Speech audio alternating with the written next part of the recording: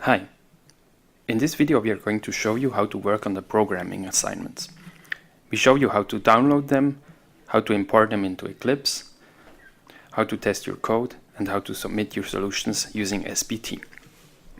Okay, so let's get started by going to the assignments page, and we open the Getting Started section, and we go to the instructions of the example assignment. So the first thing you need to do is installing all the required tools. How to do this is explained on the Tools Setup page. I will quickly show it to you. And for every operating system you can also have a screencast which shows you how to set up the tools. Since I already installed everything on this machine, I just go right into the assignment. So the first thing you need to do is download the assignment archive. Okay, we opened that file in the Explorer.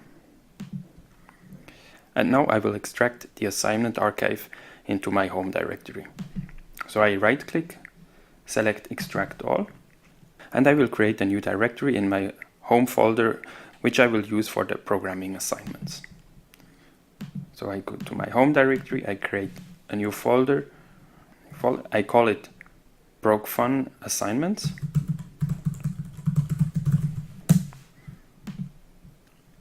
And I click Extract. So I close the Explorer window and go back to the assignment. And the first thing we are going to do is starting the Scala REPL inside the project that we just created. How you can do this is explained on the SBT tutorial website. So I open the SBT tutorial and I follow the instructions which are on this page. So I open a command prompt. I go to the directory of my assignment, so I go cd ProgFun Assignments, and then here I go cd example, since I am working on the example assignment, and I start SBT. Okay, once that the SBT console has loaded, you can from SBT start the Scala REPL using the console command. So you type console, hit enter, and then SBT will start the Scala REPL. Now we are in the Scala interpreter. Here you can type arbitrary Scala expression and they will be evaluated on the fly. For example, you can say println and pass a string.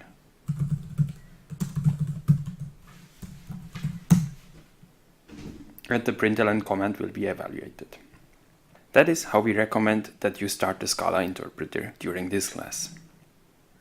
In order to close the Scala interpreter and get back to the SBT console, you have to type Ctrl D. You will not see anything on the screen except that the Scala interpreter exits. Now we are back in the SBT shell. Okay, so now we will go back to the assignment. We close the SBT tutorial and we move down to the next step, which is opening the project in Eclipse. So you start up Eclipse. In my case, I have a shortcut on my desktop. And once you start Eclipse, you have to choose a workspace to work with. If you already created a workspace for our class, then you can just use that. Otherwise, you just create a new folder in your home directory and use that. So my workspace is a ProgFun workspace in my home directory. Okay, inside Eclipse, you can just import the project that you extracted in your home directory. You do this by going to File, Import, and in the General section you select Existing Project into Workspace. You go next and you browse to the directory where you unpacked the assignment. So we go to ProgFun Assignments and we accept the example folder, which is the project directory. Okay, we click Finish.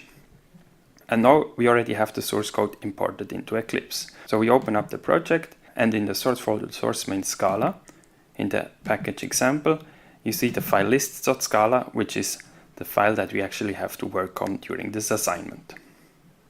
Okay, so let's go back to the instructions. So the next assignment that you have to do is actually implementing the assignment. If you look at the code, there are two functions that need to be implemented, sum and max.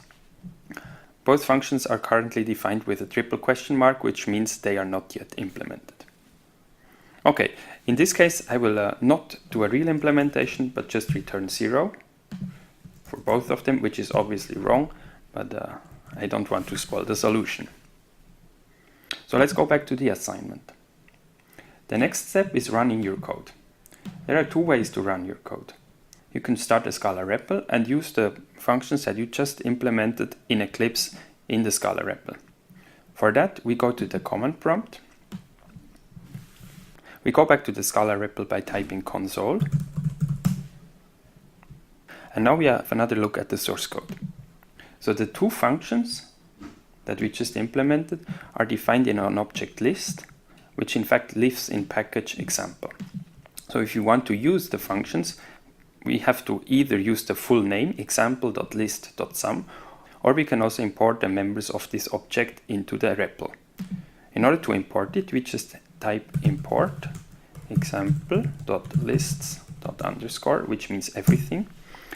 And now the two functions that we defined are available. So we can try them out. For instance, we can try the sum function and type sum of list of 1, 2, and 3. And we get 0 because obviously our implementation is not correct. Okay. Another way to run your code is using a main object. This is explained on the assignment page, and I will not go into details right now. The next part of the assignment is writing tests. So if you go to Eclipse, you see that there is a second source folder which is named source test Scala, and this directory contains tests for our code. In fact, we already give you a test suite for the lists object. If you open it up, you will see that the lists test suite is a whole tutorial on how to use Scala test, the tool that we are using for testing. It is really important that you work through this tutorial because we will be using testing a lot during all of our class. Okay, let's go back to the assignment. After you finished testing and everything is correct, you can submit your solution. In order to do that, you have to go back to SBT. Okay, so we open the command prompt and we see in fact we are still in the Scala shell right now. So we type Ctrl D and we are back in the SBT shell. Okay. Now to submit your solution, the SBT shell defines a command which is named submit. The submit command takes two arguments. The first one is your email address, the one that you used for registering on Coursera.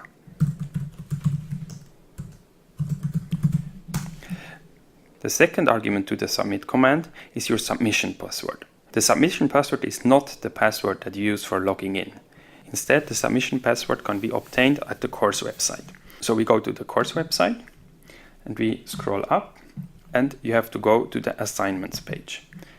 On top of the assignment page, you see your username and your submission password. Again, this is not your login password. So we copy the submission password, we go back to the shell and we paste it. And now if you type enter, your solution will be packed and uploaded to Coursera. Finally, in order to see your grade, again you go to the Coursera website, you go to the assignment and you look at the assignment that you just submitted. I already have a score because I submitted before. Note that you can submit the same assignment as often as you like. So if I click on the score, I will see the feedback that I received for earlier submissions that I did. So all the feedback below is for submissions that I did a few days ago. But you can also see that there is a new submission, which I did just right now, which has not yet been graded. Usually grading takes between 5 and 10 minutes.